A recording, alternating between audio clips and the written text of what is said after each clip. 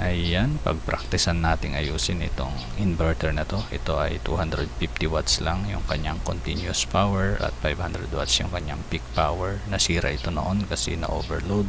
Pinagsabay ko yung monitor ko, yung computer ko, tapos may electric fan kasi brownout. Kaya ayun, pumutok yung ibang mga MOSFET. Ayan, bumili na rin ako ng bagong MOSFET. At syempre, yung mga pwede pang MOSFET, i-test natin. Yan, yung mga maiksi ang paa.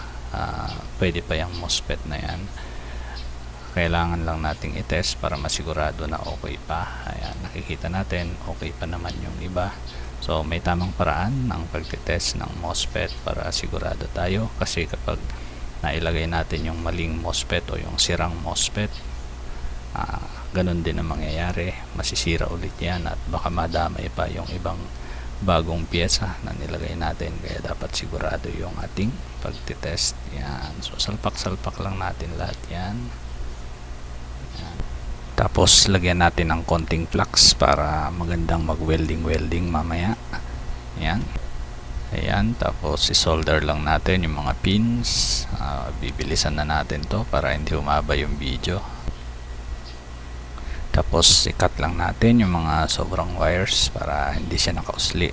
Baka maging reason pa ng short circuit. Tapos syempre yung pinagdududahan nating short circuit, test natin.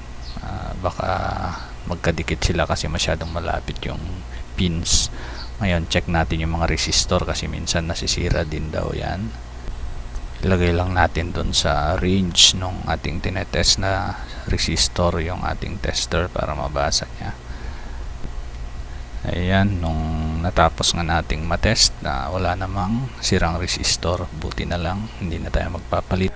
Gawin na lang natin, ikabit natin yung mga MOSFET dun sa kabilang side, sa DC side yata ito, kung di ako nagkakamali. Parehas lang yung proseso na gagawin natin, tusok-tusok tapos solder. Tapos iayos ko lang tong lagayan ng fuse para umayos kasi tabingi na. Okay, ito na yung pinakaihintay, yung testing. Test natin kung hindi sasabog. Sana hindi naman sumabog para hindi tayo sabugan. Sa mga baguhan dyan, wag natin gagayahin to kasi delikado to, dahil kahit naka-off na yung ating inverter, pwede pa rin tayo makuryente dahil sa mga naka-store na energy dun sa mga kapasitor. Kaya wag natin gagayahin kung hindi natin masyadong naiintindihan. Ayan, testing na. Ayun, 239 volts. Ang taas. Ganyan kaya talagang output niyan. Okay lang kaya yan.